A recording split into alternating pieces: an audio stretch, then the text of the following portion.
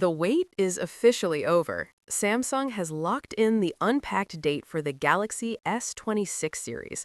On the surface, everything looks exciting. New phones, new features, big promises.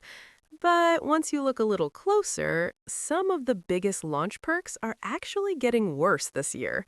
And when you add everything up, it starts to feel like Samsung might be giving us less while asking for more. So, let's break it down properly. First, reservations are live. In the US, it's completely free. Just your email and you're in. In India, though, it'll cost you around $12 to reserve. Normally, this is an easy yes. Samsung usually rewards early buyers with exclusive credits, boosted trade-in values, and sweepstakes entries, and those credits usually stack with other launch offers, which makes reserving a no-brainer. But this year, things quietly changed. In the US, the reservation credit dropped from $50 to $30. In other major markets, it's been nearly cut in half. Even in India, it went from 5,000 rupees down to 2,700 rupees.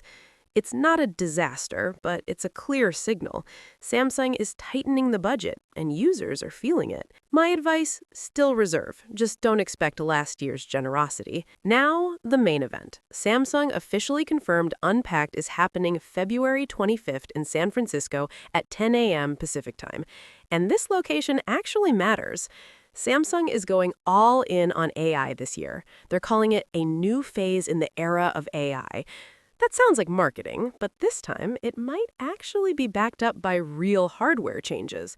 Because the chip situation this year is genuinely interesting. Usually, everyone just wants the Snapdragon version. End of discussion. But this year, it's not that simple. New benchmark leaks showed the Exynos chip outperforming Qualcomm in several AI-driven tasks, especially things like image recognition and language processing. However, when it comes to advanced image rendering and creative AI tools, Snapdragon still has the edge. And for once, Samsung may have actually matched the right chip to the right audience instead of forcing a one-size-fits-all approach. But here's the feature that matters more than any benchmark number. The Galaxy S26 series is getting instant offline AI image generation. You type a prompt, in under a second, the phone generates an image. No internet, no cloud processing, fully on device. Samsung calls it Edge Fusion. On Exynos models, it runs through Samsung's NPU. On the Ultra with Snapdragon, it taps into Qualcomm's AI engine. Different hardware, same goal. Private,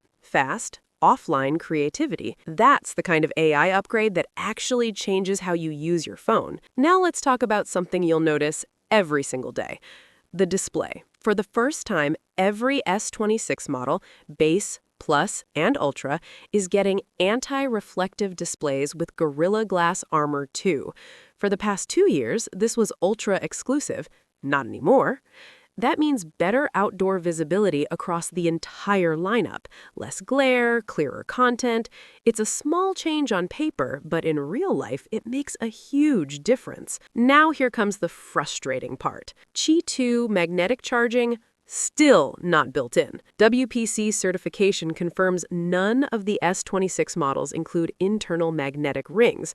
So if you want proper MagSafe style alignment, you'll need to buy a separate case again. Yes, there are engineering challenges. The S Pen takes space, internal layouts are tight, but Apple solved this years ago. Google figured it out. Samsung still hasn't. At a time when charging speeds are improving and wireless ecosystems are growing, it's hard to justify why magnets still aren't standard. And finally, design. Isuniverse confirms the S26 Ultra is getting noticeably rounder. Softer corners, more curved edges.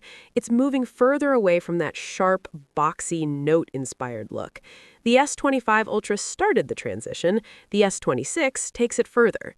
Samsung is also stepping back from titanium and returning to an aluminum frame, similar to what Apple recently did. Some of you will love the lighter feel, others will miss the premium titanium branding. But either way, this is a clear shift in direction. So, that's the Galaxy S26 series right now. Better AI, better displays, questionable charging decisions, reduced launch perks, and a noticeable design change. Now the real question is simple. Is this enough to justify the price? That's what we'll find out on February 25th. This is Giga Guide. I'll see you in the next one.